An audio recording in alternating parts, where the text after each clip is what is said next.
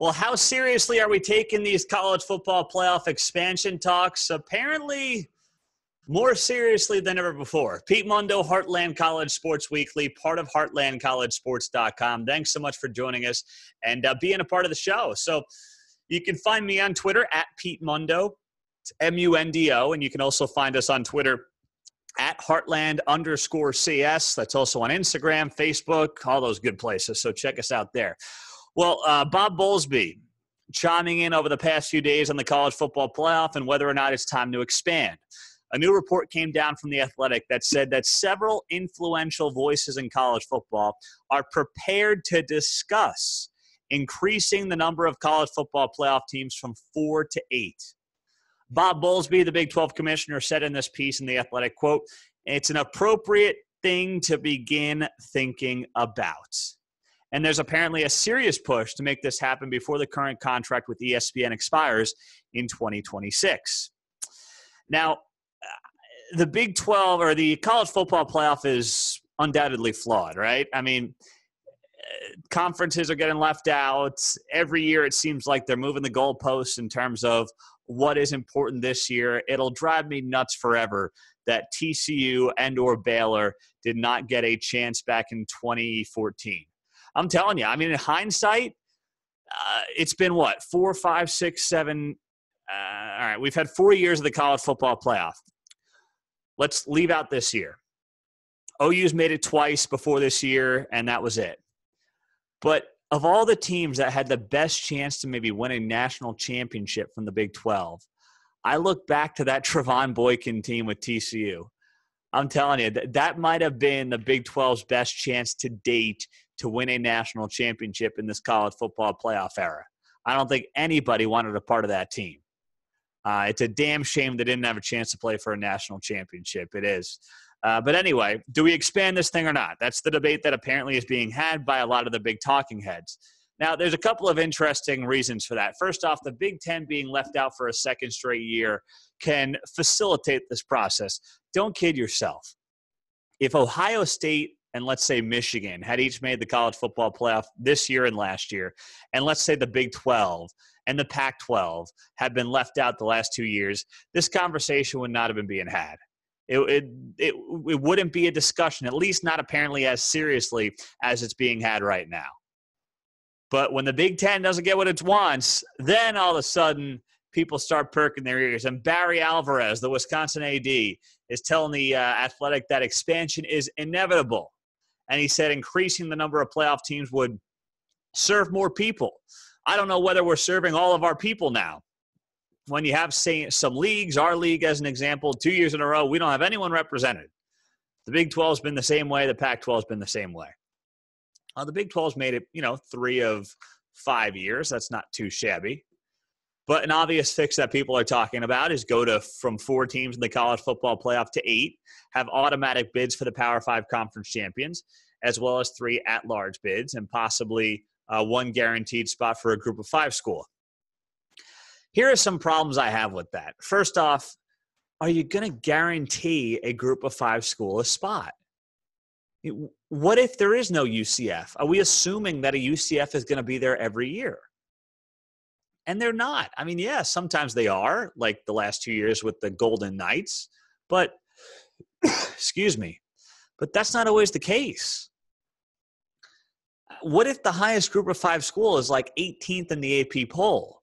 Are we going to give that team a shot at the college football playoff at the national championship just because we have a rule where we need 1 guaranteed bid for a group of 5 school? What's the point of doing that? Also, when it comes to conference champions, all right, I'm open to that. But let's say there's a major upset, right? Like, it wouldn't have mattered in the Big 12 this year because the Big 12 does it right, by the way. The Big 12 pits the top 2 teams in the conference against each other. Divisions be damned, since it has no divisions. But let's say Pitt shocked Clemson in the ACC title game. Are we going to put Pitt in, right? I mean, you have to. They're the conference champion if that's the case. And then, Clemson's taken up one of those at-large bids, and then we have 2 ACC teams in, even though Pitt's clearly not one of the best 8 teams in America. Do you see how this can get convoluted? And then we're having the same debate about who's 8 and who is 9. Think about the NCAA tournament. We spend hours after the tournament is selected on who got hosed, who was on the bubble, and who should have been in, who was the 69th best team in America. Jay Bilas spends like an hour after the NCAA tournament selection show complaining about how some team didn't get in at 69. Who cares? We can have this debate over and over and over again, right? I mean, we can do it. You can continue this if you go to 8, if you go to 16, if you go to 32, whatever you want to do. The only way I'd be open to it is as follows. First off, the college football regular season is the greatest regular season in any sport. That's why I would always be hesitant to expand the thing. What makes this sport great is its regular season, hands down. It's the best regular season in America of any sport. I don't want to hurt that. And I've also brought up some of my other concerns here. But I would be open to the idea if every conference got rid of divisions and just went 1 versus 2. None of this, awful Big Ten West against Big Ten East, or I don't even know, the ACC Coastal against the ACC Atlantic. I forget which one is which. It's kind of like the Big Ten. What did they do? Leaders and legends nonsense there for a while. I can't keep track of who's and what. If you're not East, West, or North, South, it's hard to pay attention to you. It is on these divisions. But if you want to do a true 1 versus 2 like the Big 12, by the way, all of a sudden the Big 12 is looking like the trendsetter here and how to do this thing right. No conferences or no divisions, 1 versus 2, let the best man win. Because the fact that OU played Texas, the one team it had lost to, helped it out a heck of a lot more than, let's say, Ohio State beating Northwestern in the Big Ten championship game that night on Championship Saturday a couple of weeks ago. So that played in the Big 12's favor.